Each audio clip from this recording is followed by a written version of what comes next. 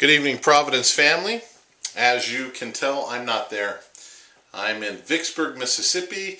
I got to witness the adoption ceremony for my brother and his wife's two new sons.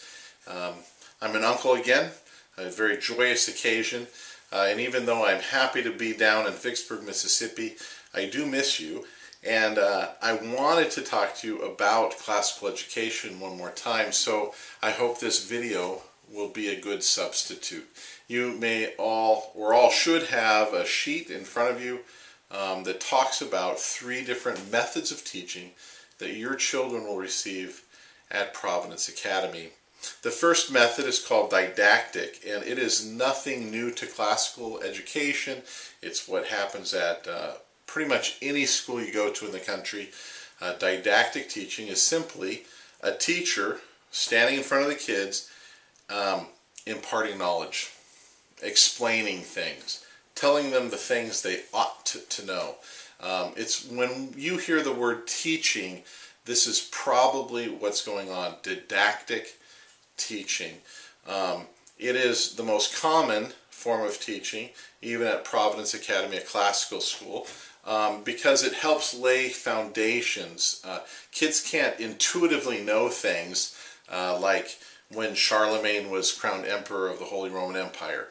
They can't deduce that. They have to be told it. And so teaching, one aspect of teaching is didactic, which is just imparting knowledge. The second and third are things that are found in other schools perhaps, but they are especially a part of classical education.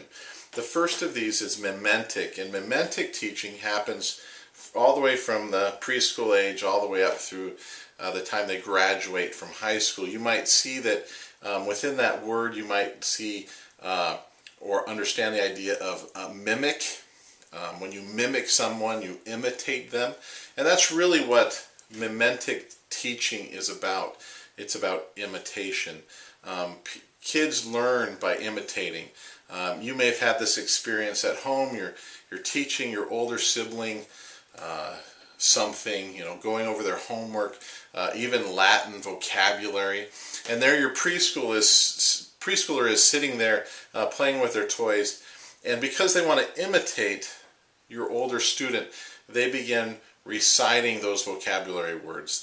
They're learning by imitating to be imitating a student, and or you might see your kid follow you into the kitchen and grab a bucket and a stick and start stirring something as if they're cooking. Children do this all the time. We're very conscious of the idea of imitation in that in the way we handle ourselves at the school, the way we do discipline at the school. We want to do things that is worthy of your children imitating us. Okay? But it also happens in the school setting in teaching, and this is how it's most common in the grammar school, is the idea of just simply imitating, say, an artist. As Miss Pryor goes over the different artists throughout history, she'll have them do exercises where they try to learn the style of that particular artist. They imitate Van Gogh or imitate George Seurat with all the dots. And so what they're learning is they're learning about these artists, they're learning about their styles by imitating it. In writing, it's the same way. We have exercises where students will copy someone else's work. They'll copy then their style of writing. And eventually, as they learn the various different styles of writing, they begin to develop their own. But mimetic isn't only about imitation, it also is a way in which we invite the learner to put themselves into someone else's perspective.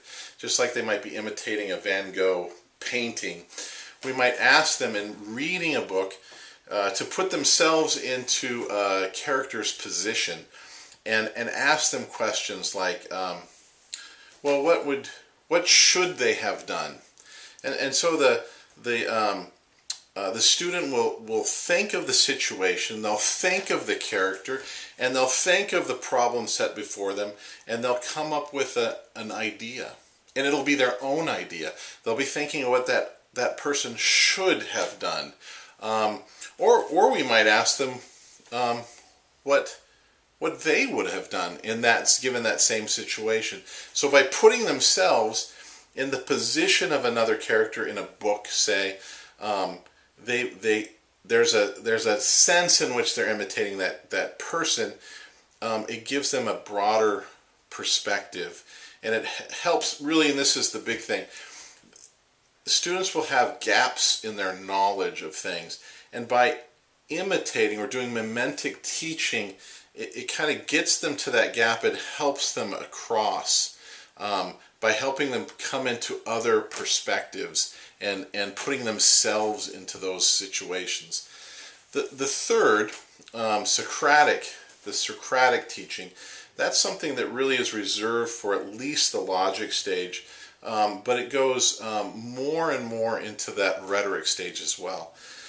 Socratic teaching is the idea of drawing out from students more of what they think or what they believe. And the reason why we do this is that even as students develop their own thoughts and their own beliefs about things, those beliefs aren't all the way thought through.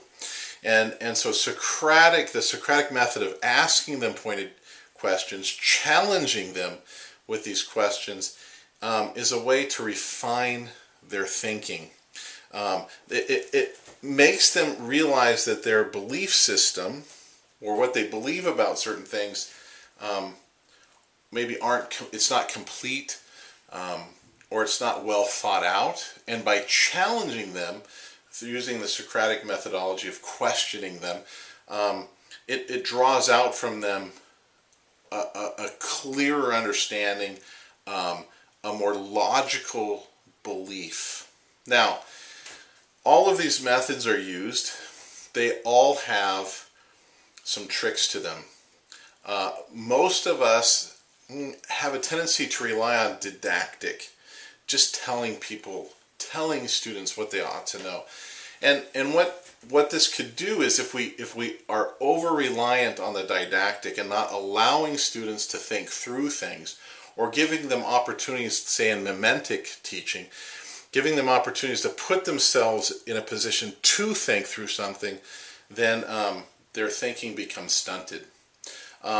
So we want to make sure that the didactic is happening, but we want to make sure that the didactic is not the only thing. We want to keep up with the mimetic, especially the imitation in the earlier ages. But we will ask certain questions about things that aren't necessarily about comprehending a book. It's about putting themselves into the position of that character. And then the third part, the Socratic, students, well, let's just say people in our day and age, in our culture, are not used to having their own thoughts or their own beliefs challenged, right? All through their education, most of the times their challenge has to do with information that's out here. And they can handle that, to be challenged whether this was right or this was wrong. But as it comes into the logic phase and into the rhetoric phase, really what it's dealing with is their own thinking and their own beliefs. And so the Socratic, the asking those questions, can sometimes feel like they're being attacked. That's not our intent. Our intent is to purify their thinking, to purify their belief, that it refines it, and so that they come out of this situation or out of Providence Academy a more solid believer, a more solid thinker. I hope that makes sense. I gave you the sheet. If you have any other questions, please don't hesitate to talk to me. I'd love to talk about this stuff, as you know. Have a good night. Bye.